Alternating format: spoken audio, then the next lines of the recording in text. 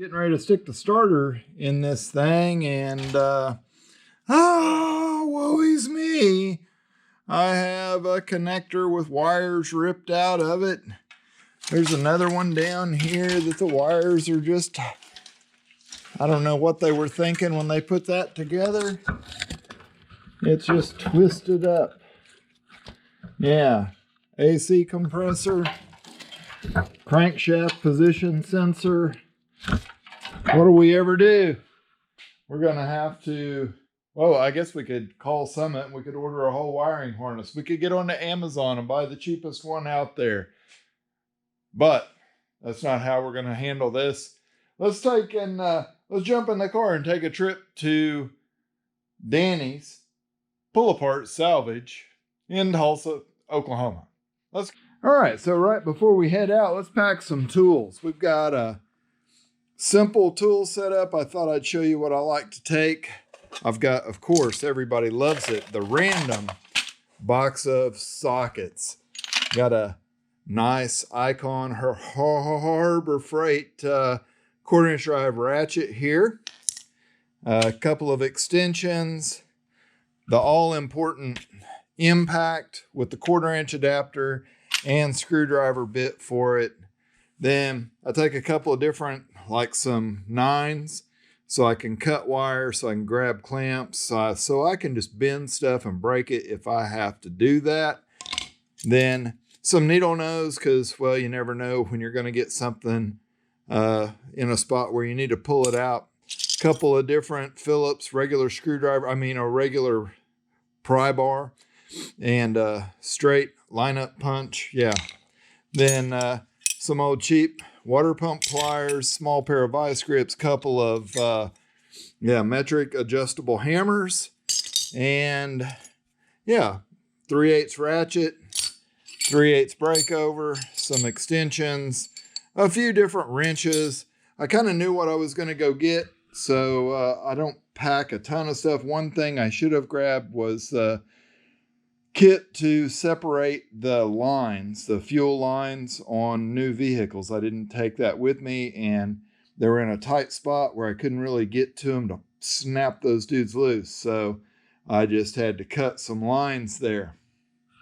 So you get your tools rounded up, a nice big bag, so you're able to stick some of your parts in there. All the bolts go in there, and we do that. If you use the old school little metal toolbox, well, they're loud, they're clunky, and like guys can really look at them real close as you're leaving. So I just like to pack that nylon bag because it'll carry a ton of stuff inside of it, and it doesn't make a lot of noise walking through there, which I guess you don't have to be quiet at the salvage. You're not really stocking anything. Other than those parts, you got to get those nice parts. So let's pack up. It's about 40 miles to get there. Something like that. Yeah, 35. I don't know. It's a ways. So let's go and get parts. All right. So we made it to the U-Pull Salvage here in between Tulsa and Owasso. Man, a lot of cars in here. There's quite a few people here today because it's been down about 5 and 10 degrees. And then now today we got a break and it's going to be quite a bit warmer.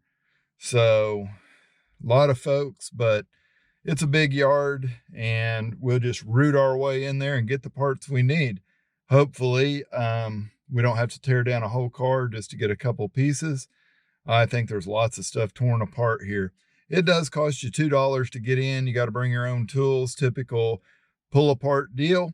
Reasonable prices on everything. You can go online and look at their inventory. You can also go online and check out the prices of the parts even, so you know what you'll be paying when you pull them out. I've had good luck because I use a lot of stuff for mock-up, pulling things out of here and pointing out that they're broken, and they sell it to me like half price because, it's not ever going to work again. It's just a good part for mock-up for me. So Danny's U-Pull, and let's go in here and see if we can get our parts. All right, so there's the wall, the contact info if you're in the Tulsa area, or Owasso. I guess this is in between Owasso and Tulsa off 169 on 46th Street.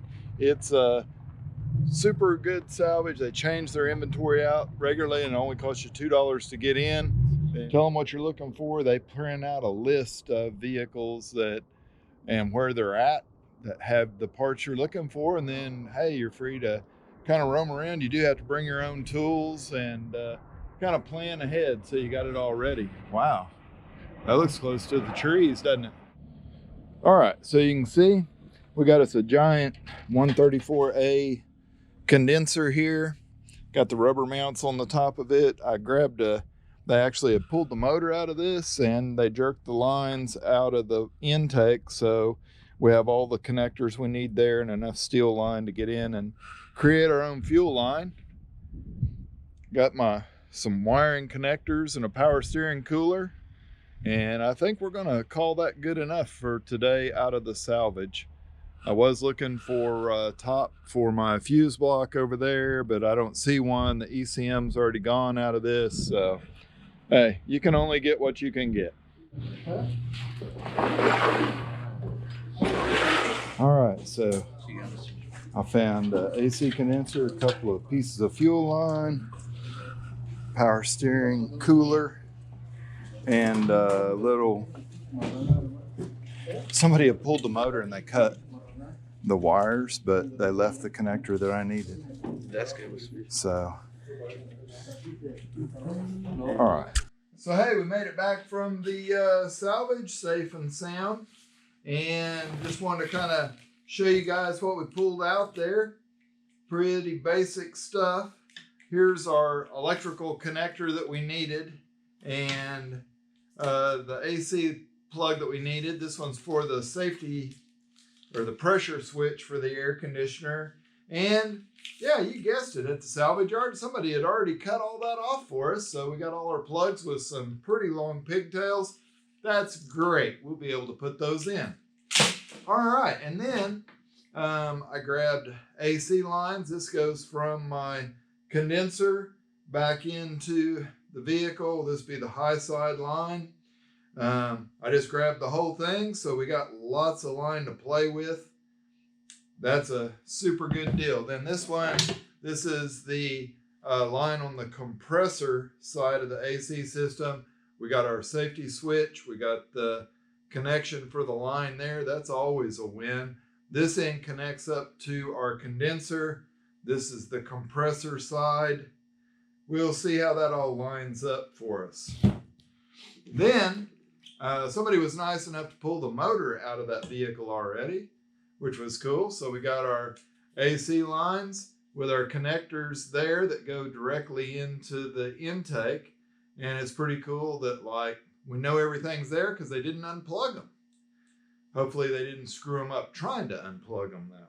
And then unfortunately I did not take the disconnect tools with me, so I had to cut those lines right there. I'm sure that we can patch back into them somehow, some way. We can make it work. Grabbed a piece of aluminum angle so we can make us some little brackets up possibly if we need to. That's always good to have. Grab this AC condenser, and when you get the condenser, grab the rubber parts as well that it sits on. The upper part of these just goes through 2 bolts, bolts it up nice and simple. That's what I thought maybe this piece might help locate, mount, do something like that. Anyway, AC condenser. Then pretty much every late model GM has some kind of power steering cooler. At least all the trucks do. So I went ahead and I grabbed this out of there. It goes on the return side, so there's no pressure to them. The lines look good. There wasn't any leaking going on there. And it just also mounts up on that core support. So got all this stuff, and it took basically 2 hours, maybe 2 hours and 15 minutes to drive all the way there, go in, get the list. That's something important. If you tell them what you're looking for, they will print out interchange for you.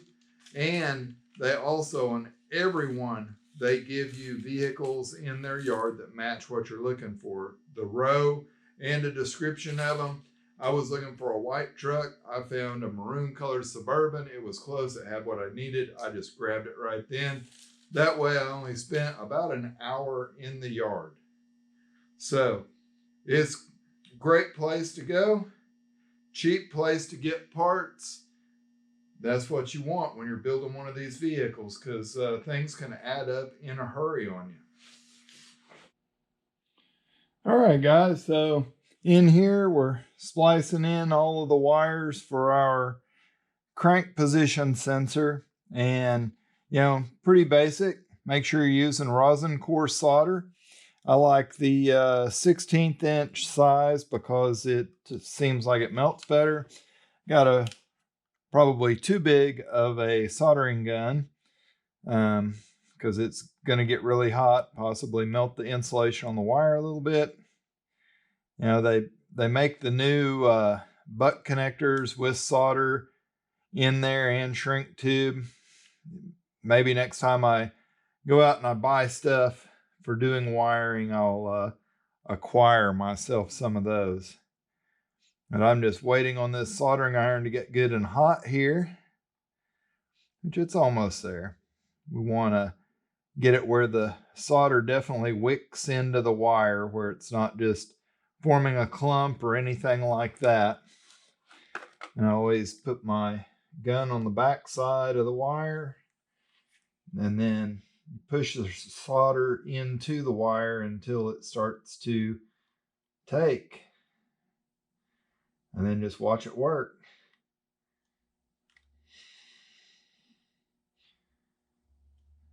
Yeah, it's a process. Takes it a second.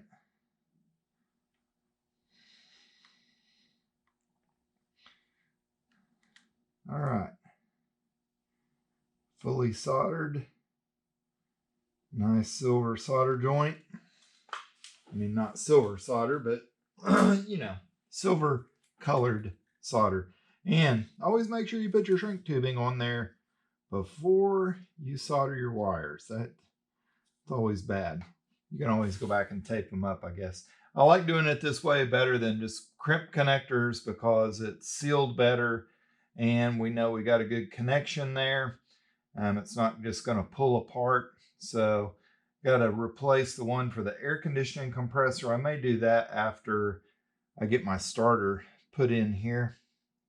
Plug everything in, and hey, we're doing good. Your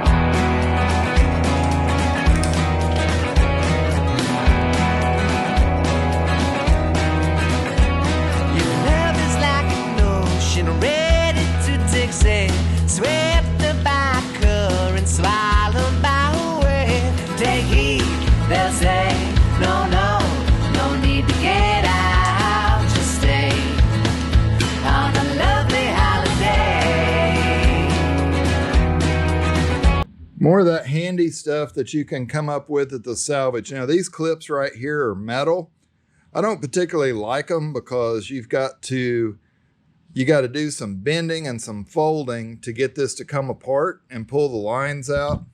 These are okay. They're almost like spark plug wire separators. So we'll get those going down with our lines through the frame. Then, you know, you got this one here that just clips a few lines in it. I kind of like that idea, being able to keep everything nice and neat. And you see, I rounded up a whole bunch of them out of that salvage. And, you know, they come on the line. So I think that whole set of lines, all this stuff was maybe $20. So it's cheaper than ordering line, definitely cheaper than making it all yourself. You just got to remember it's not going to be perfectly straight. I mean, we're not building something we're taking to the Roadster show or the Autorama or anything like that. We're building a cool truck to drive. So you can see coming out of that yard at Danny's U-Pull, we got like fuel lines. I did grab these plastic lines as well. Not sure if I'm going to use them. You can see that one, it went to the fuel pump and it's all broken off. We picked up this AC condenser. I determined it's really too big. You can see it comes way over on each side of the core support. I just grabbed it because it was easy to get. I can take that back and do an exchange at the salvage, which makes it nice. So, you know, everywhere across this nation, there's lots of these types of salvages where you can go in and you can take your tools and pull the parts that you want out of there. Again, tell the folks at the counter if things are broken, you're just using them to mock up. Go in and have a conversation with somebody. Shake a hand, make a friend. Let them know that you're just building a car in your garage, and kind of tell them what you are doing. Most all of them are car people as well. Super friendly at the salvage there at Danny's. I know there's several others in the Tulsa area that also will help you out any way they can. You just need to get a relationship started there with them, and you know, pull parts as you need them. It's an easy way, a lot cheaper than just 1-800 out of a catalog. And you can go to the parts store and buy replacement pieces for what you put on your vehicle then. You do have to think through, make some decisions, and, you know, try to keep it within the realm of what you can actually accomplish. So I appreciate you guys watching. If you like the video, give it a thumbs up. Leave a comment down below of some of the salvage experiences that you've had in your life. So we thank you, and we'll catch you on the next one.